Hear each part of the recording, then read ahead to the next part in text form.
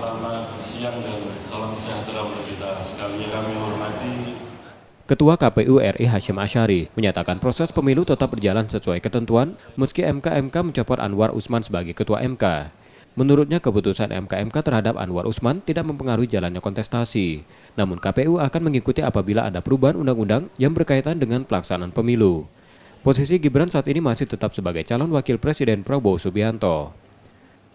Putusan MK kemarin Pak, apakah ada mengganggu untuk penyelenggaraan pemilu ini Pak? tidak mengganggu biasa-biasa. Pak Gibran masih tetap sebagai bakal calon wakil presiden apa? Terkait dengan putusan MK kemarin Pak? Masih bakal Berarti belum ada perubahan Pak, tetap kita bakal calon. masih bakal juga putusannya tanggal 13 November. Berkaitan dengan pengujian ulang persyaratan Capres dan Cawapres usai MK membuat putusan, Hasyim menegaskan penetapan paslon oleh KPU akan dilakukan pada 13 November 2023. Reski Oktora, Muklas Diferensial, Kompas TV, Palembang, Sumatera Selatan.